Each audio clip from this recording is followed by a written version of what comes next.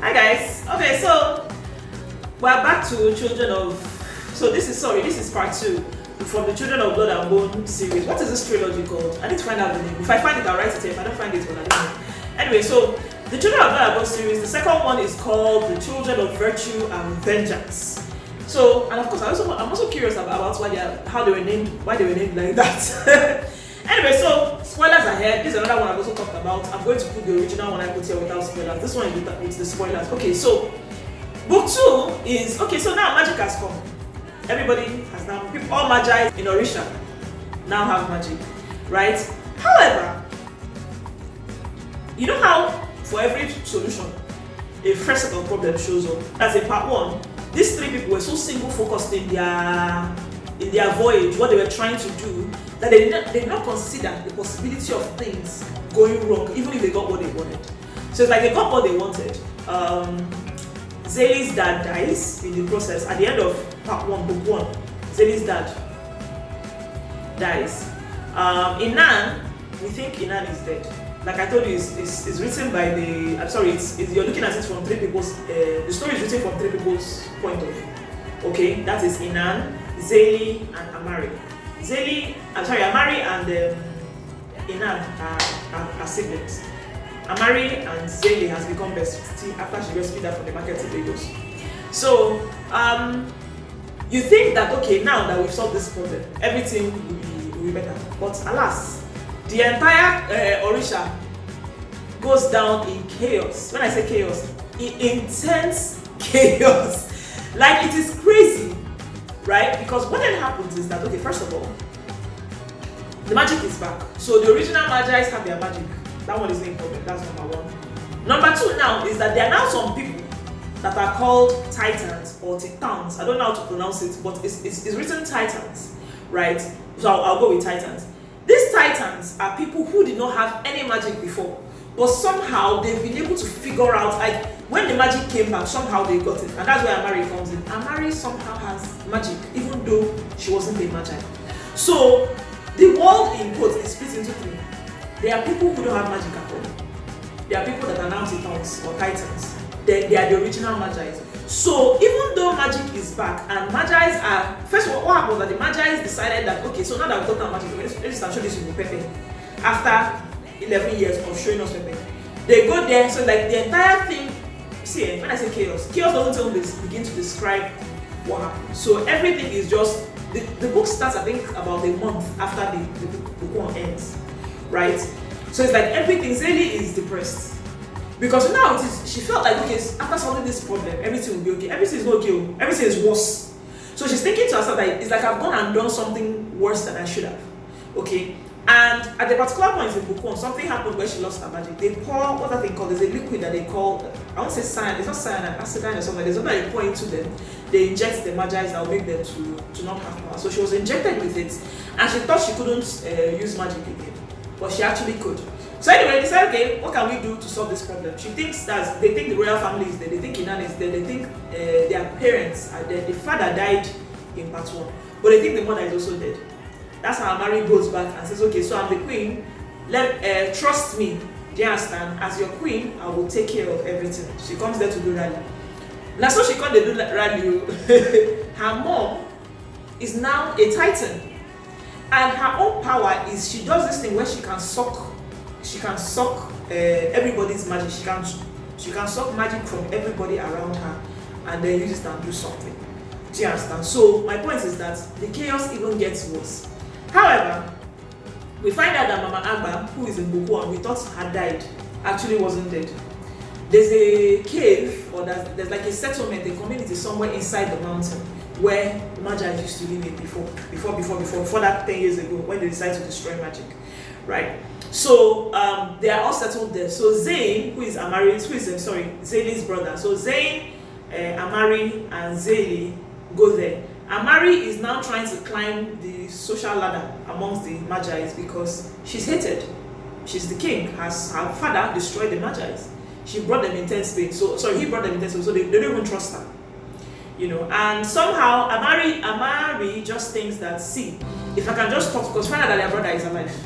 If I can just talk to my brother, I am 100% sure that my brother will be able to my brother will see reason and will be able to come to a conclusion. And you know, I think one of the things I found while reading this book was how young these people are. Like their mind is so young. I know I sound old by saying this because by the time you enter 40, you start realizing how old you are, right? I was thinking that these children are so young because they just feel like it's so simple. If I'm married, like, oh, if I can just talk to Inan, we'll be able to solve this problem and everything can just go back to normal. They brought Inan in and it's as if with Inan came extra war, like extra layers of war. So more people die, more destruction is done. Things don't get better. The royal, as the mother, wants to hold on to that throne as much as she can because she wants Inan to be instated as a king. And then there's is this spoiler? What's that thing called? There's a twist in the whole story. It turns out that the reason why the king destroyed the Magi to begin with was because of the mom. The mom was the person that went and planted and did some things to destroy some families, to make the king think that it was the Magi, because the mom did not like the Magi. So the mom is actually the original. It's a bit like Lord Baelish. How many of you watch Game of Thrones? Lord Baelish, when you just watch the thing halfway, now realize, wait, now this guy caused this whole thing. So it was the woman. It was Inan's mom. So like, as long as Inan's mom is in the royal palace, there was no way they were going to get peace, especially if the Magi will have any form of power. So we don't know this until later in the book. Inan finds out, gets so upset. The mother locks him up and is like, dude, you're going to be king whether you like it or not. Though. So get your act together and let it work.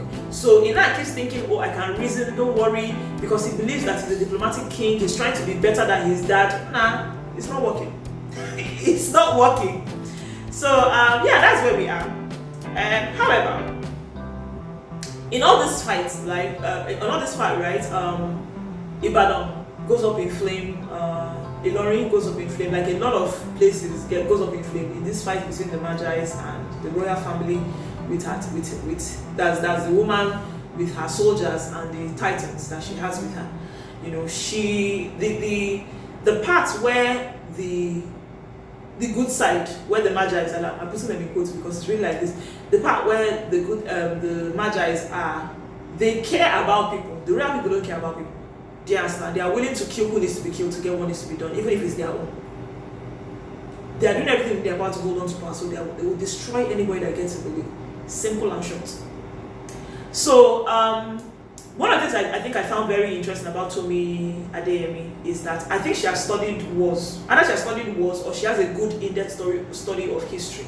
And that's what I like about this book, because it made me realize, or it brought to reality a place where a problem cannot just be solved in one way. Do you understand? You think if you just do this thing, problems will be solved. For every problem that shows up, a fresh set of solutions show up. And we're going to find out more about this in book 3. Book 3 is coming up soon, so once you're done with this one, you're going to get to book 3, okay? So you're going to get to book 3 and you just realize that the things that are happening, because things are happening in this place, right? Bigger things, there are bigger issues. But the book ends with when Zeli has gone into the royal family, wants to kill Inan because he's like, Inan has killed too many people that belongs to her, and she just wants to kill Inan. She's in love with Inan, by the way. Did I say that? So it's a love and I want to kill you kind of story, right? Yeah. So she's in love with Inan, but she wants to kill Inan. So she breaks into the royal this thing on her lioness. Oh, I forgot to talk about the animals. I'll talk about that in book 3. Her lioness, she breaks into the castle with her troop now, with her Magi's and the lioness. They're going to go and kill Inan, and somewhere in between all this, they are covered in white smoke, and everybody passes out. So the book ends in like everybody passes out. Then Zeli wakes up again and she's inside the cage. She doesn't understand what's happening. She's inside the cage. She looks around. There are several other Magi's like her in the cage. Everybody is locked inside different cages, suspended in the air. And they're inside a ship. That is where book 2 ends. Kai, bigger problems. So book 3 is when it now explains to us what exactly happened to them. Like, where are they going? What's happening? Oh, I forgot to talk about Rowan. No. I have to talk about Rowan, right? Rowan is in love with Zeli too. And Rowan is a character I get to like. Rowan was a mercenary that was employed in part 1, who got to do a lot of work in part 2. But his loving Zeli is a weakness because it's not good for his work. Mercenaries are like sellswords. Do you understand? You pay me, I get the job done. When love comes inside, it gets in the way of everything. So that's there becoming a problem. That's Rowan. And Rowan was with them when they went to fight, but we didn't hear of him again, which really sucks. But let's talk about part 3, okay? So part 3 is coming. Don't forget to like, subscribe, and leave a comment below if you read the book or if you care about this. Let me know. Thank you.